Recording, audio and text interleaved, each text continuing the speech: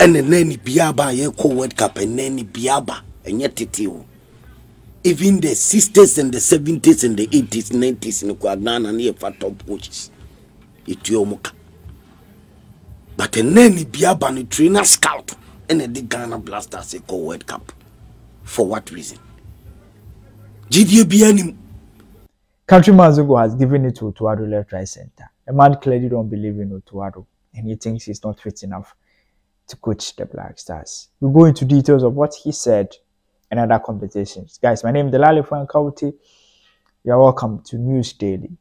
And this is Del Soccer. In today's edition, we're going to talk about OTTO ADDO and what Countryman Zongo said about him. We're also going to talk about Osechi Mensah, who believes that betting is really destroying the football game. Is it really destroying the game? We're going to talk about that. We'll also give you an update on Ghanaian players and their preseason. KUDUS and Andre Ayew scored a goal. But Jordan Ayew, after playing against Manchester United, has been trending on Twitter for obvious reasons. We're going to look into the reason, and that's my name is Delali Frankauti. As I said earlier on, if it's your first time here, please do this for me. Subscribe to this channel. It's very important. And also, if you are done watching the video and you like what we do as a way of motivation, please hit on the like button here. When you like it, it really helps. After subscribing, please like. If you want to go further, please share for someone to also be part of the community. Let's get straight into today's edition of News Daily. So we are going to start from Countryman Zongo. He granted an interview with Asempa FM, a mother body of multimedia, a group that Countryman Zongo is. Countryman Zongo is a renowned sports journalist who is widely known for criticizing people in authority. And he has made his opinion known clearly that for him, he believes OTTO ADDO is not fit enough to coach us because he's a trainer scout and he does not believe that he can compete at the World Cup. Before we discuss and analyze what he said, let's watch the video of the interview he got.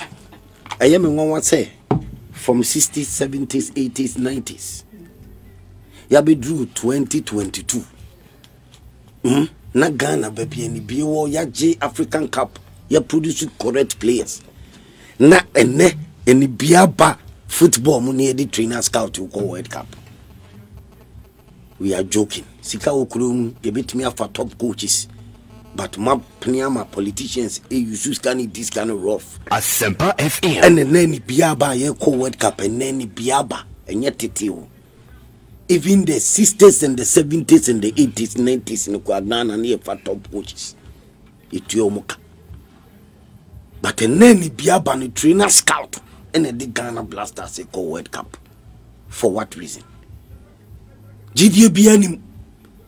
That's a classical Countryman Zongo there, doing what he knows how to do best. If you ask for my personal opinion, I think he was not fair to OTTO ADDO. First of all, OTTO ADDO has said it on countless times that he is not a trainer scout. Like, he is not a scout. He said he did scouting for the Black Stars when we played in the World Cup. But that was just a one-man job, a one-time job that he does not do it again. His role at Dortmund on countless time is talent development and also talent training manager. What he does is that he works with the young players. He decides which player plays in the first team. He also decides who needs to play in the senior team and how good the players can develop. And if you watch the recent documentary when Erling Haaland left Borussia Dortmund, he referred to him as a senior legend. Clearly means that he has played a role in developing players. That's OTTO ADDO's job. He's a coach and develops players. And if you look at OTTO ADDO, he's a very good coach. And Chris Hughton, in an interview, which I talked about it on my YouTube channel, Chris Hughton said that if OTTO ADDO is not a good coach, he wouldn't have been employed and his contract renewed by Borussia Dortmund. Borussia Dortmund is a German football club, a top-tier club in Germany. They will not keep someone like OTTO ADDO if he's not a good manager. And if you ask of me, and I think every Ghanaian, do you really care about who coaches the Black Stars? I mean, the certificate of the person who coaches the Black Stars. No. Whether he's a scout, he's a coach, he's a cap, like nobody really cares. Once the coach is winning games, we are good to go. If you go on the street right now and ask about the ordinary Ghanaian, everybody will like OTTO ADDO because he has qualified as the World Cup. See, OTTO ADDO played against Iguavon, who is an out-and-out coach. He was the technical director of Nigeria when he was given the job. OTTO ADDO qualified ahead of him when Nigeria had all the talent that was at their disposal. So for me, and I think every Ghanaian, all they want is go to the World Cup and go and compete. And I think our senior colleague has not been fair to Addo. The man has said on countless times that he's not a trainer scout, and he has said it so many times that he's not someone who can be a pushover. And he has proven that he can do the job. Let's give him the maximum support, but it is his opinion, man. Like, you need to respect his opinion. That's him, that's what he thinks. But personally, I think he's just not being fair to Addo because the man has said that he's not a scout. You know, he isn't. He's not a scout. His job is not about scouting. And he can't lie about his job description. Let's give him the benefit of the doubt. At least he has qualified to the World Cup. Let him go and do the job, and let's see what happens after that. So let's go to our next story, which is about Ghana Premier League and an interview that Honorable Osei Mensah Bonsu granted. He talked about betting. For him, he believes that betting is gradually destroying our game, and it's time for us to take a closer look at it. For him, he thinks that we need to stop it. If we can't, then we need to pass laws that will protect that. I'll give my opinion as I do every day, but I'm going to read his quote. He granted an interview with Akoma FM, and I'm going to read what he clearly said. So he said that, indeed, betting is something which is really destroying our game. Football is and must be won on the pitch. But when people try to manipulate the results of the game even before it is played, then that is serious, which needs an immediate solution. I think so. Yeah, like you can't manipulate a football game before it is played. Let me continue again. I have been to so many countries across Africa, and I don't see these things happening there. If care is not taken, the game will be destroyed completely in the future, he concluded. I think his statement is in two folds. Like, betting is not destroying our game. Like, for that one, I would always argue it out. Betting is not destroying the Ghana Premier League and football in so many ways. Human being, you need to have integrity. Football is built on that. Because if you want to cheat in football, it's very easy to like manipulate a football game. I've always said this on countless times. Like, two teams are going to play a football game. They can decide to play match of convenience. Like, football can easily be manipulated. That is why the people in the game themselves need to have high integrity. For betting, as a matter of fact, it's an industry that is growing quite well, and it's part of the economy or the economical system of football or the football economy, and it's growing.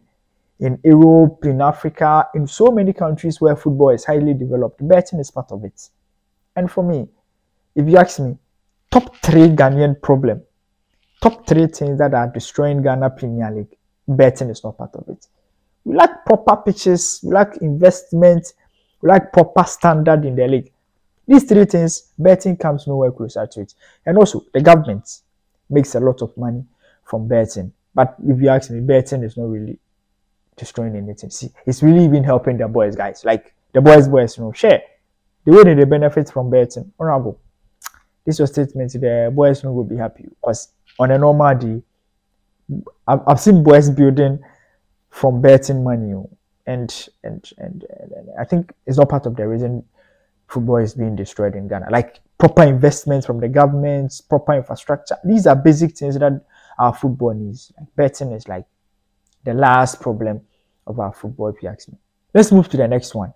We're going to talk about Mohamed Kudus. The guy is in top form. I always say that when Kudus is fit, he's an exceptional talent.